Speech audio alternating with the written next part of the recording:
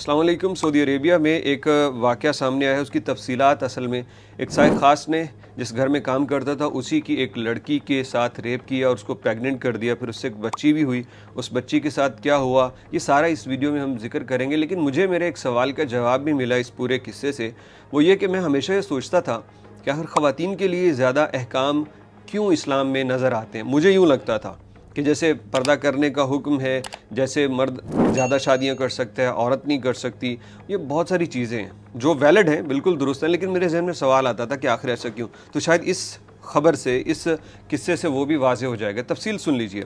अरीम नामी एक सऊदी लड़की है जो कि ख़ुद यतीम है, और यतीम भी है और माँ बाप से नामालूम भी है, क्योंकि सोसाइटी में ऐसे वाक़यात हो जाते हैं, किसी मर्द औरत का ताल्लुक़ बना, एक बच्ची पैदा हो गई, उसको ओन कोई नहीं करता, फिर इसी तरह यतीम खाने को दी जाती है। तो इस तरह की एक बच्ची है ये, अब तो ख़ातून है। तो उसने एक यूट्यूब चैनल पे प्रोग्राम करके वो इसी यतीम बच्चियों के कैंपेन के लिए काम कर रही है कि उनकी ज़िंदगी को बेहतर बनाया जाए, उनके लिए आगाही फैलाई जाए ताकि लोग इस किस्म के बच्चे पैदा ना करें। तो वो बताती है कि एक घर में शाइख ख़ास ने उसी लड़की को प्रेग्नेंट कर दिया रेप करके, जिसको वो स्कूल छोड़ने के लिए जाया करता था। अब लड़की शुरू में डर के बताया नहीं उसने घर में कुछ कि ऐसा हो गया।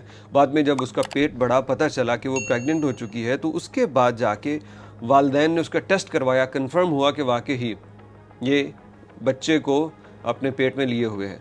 उसके बाद माँ बाप ने ये किया कि बच्चा होने तक का इंतज़ार किया, क्योंकि अभी अबॉर्शन वगैरह भी नहीं करवाया जा सकता, और सोसाइटी में, सऊदी सोसाइटी ख़ास तौर पे ऐसी चीज़ है, वहाँ पे इन चीज़ों को सरेआम डिस्कस भी नहीं किया जाता, तो लोग इज़्ज़त के डर से भी चुप हो जाते हैं। तो उसके साथ भी यही हुआ। लेकिन जब उसकी विलादत करीब हुई उसके यहाँ बच्चे की, तो बाप ने कहा कि देखो, तुम इस बच्चे को अपने साथ नहीं रखोगी, और अगर तुमने इसको इजाज़त ना दी कि मैं इसको यतीम खाने में दाखिल करा दूँ, तो मैं इसको पैदा होते ही मार दूँगा। अब उसका चाहे ना एक रेप हुआ था उस बेचारी का, लेकिन माँ और औलाद का रिश्ता एक ऐसा है कि वो जिस तरह से भी हो, वो उसके लिए बड़ा एक ख़ास उसका ताल्लुक़ होता है। तो उस लड़की ने बड़ा मना किया कि नहीं, मैं इसको कहीं और नहीं भेज सकती। बाप ने कहा ठीक है, मैं इसको मार दूँगा। तो आखिरकार उस लड़की को हिम्मत हारनी पड़ी और उसने बाप को लिख दिया कि आप मेरी तरफ से इसे ले जाके किसी यतीम खाने में दाखिल करवा दें, मैं इसका नहीं पूछूँगी। आज वो लड़की जो यतीम पैदा हुई थी, मतलब माँ बाप का इल्म तो था लेकिन बताया नहीं जा सकता था, उसको यतीम खाने में दाखिल करवा दिया गया और वो 7 साल की हो चुकी है। इस पूरी स्टोरी से अरीम, जिसका असल नाम कुछ और है, जिसने ये नरेट किया, बताया लोगों को, उसने कहा कि इस कदर एहतियात करने की ज़रूरत है कि आप अपने बच्चों में अवेयरनेस फैलाएं कि अगर कुछ हो जाए उनके साथ, खुदा न खास्ता, तो वो आपको बिला झिझक बता सकें। और दूसरा ये है कि उसने अपने प्रोग्राम में ये बात भी की कि ऐसे बच्चों के लिए सोसाइटी के अंदर एक्सेप्टेंस क्यों नहीं है और इनको किसी और नज़र से क्यों देखा जाता है। गलती किसी और की और जुर्मवार कोई और है, लेकिन उन बच्चों का यतीम खाने में मुस्तकबिल बना दिया जाता है। और यतीम खाने जितने भी अच्छे हों हैं तो वो उस तरह से परवरिश नहीं कर सकते जिस तरह माँ या बाप खुद करते हैं। तो मैंने जो सवाल किया शुरू में कि ऐसा क्यों है, तो इस पे देख लीजिए। यानी गलतियाँ अगर मर्द करे, मर्द किसी के साथ कोई रेप कर देता है, जिस्मानी ताल्लुक़ बना देता है, तो मर्द का उसमें क्या है या उसके मुस्तकबिल पे क्या असर पड़ेगा। लेकिन अगर खातून कर देती है या उसके साथ हो जाता है ज़बरदस्ती या रिज़ा के साथ कुछ भी, तो वो फिर उसको कैरी करती है।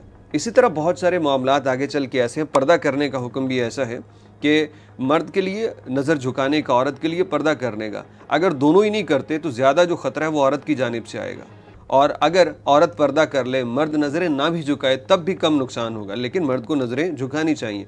इसलिए मुझे आज एक और सवाल का जवाब मिल गया कि ऐसे मामलात में जब लगता है कि खातून के ऊपर ज़्यादा अहकाम नाजिल हो रहे हैं, तो उसकी वजह यह है कि खातून मेरे ख़्याल में सोसाइटी के अंदर मर्द से भी ज़्यादा अहम एक फ़र्द है, एक शख्सियत है, जो माँ है, जो बहन है, जिससे नस्लें आगे चलती हैं। तो उसी हवाले से अल्लाह रब्बुल इज़्ज़त ने इसकी ज़िम्मेदारियाँ, इसके अहकाम भी मुतय्यन कर रखे हैं। लेकिन ये एक स्टोरी थी शाइख ख़ास के मुतालिक, सऊदी सोसाइटी में काम करते हुए। ऐसे लोग भी क्या लोग हैं जो जिस थाली में खाते हैं उसी में फिर गलाज़त करते हैं। अल्लाह रब्बुल इज़्ज़त ऐसी नाशुक्री से बचाए, ऐसी बददियानती से बचाए कि दयानत है, अमानत है, जब आप काम कर रहे हैं और इसमें किसी भी किस्म का ऐसा कोई काम कर देना, ये इंसान की भी नाशुक्री है और अल्लाह की भी नाशुक्री है, जिससे हर सूरत बस बचे रहने की दुआ करते रहना चाहिए।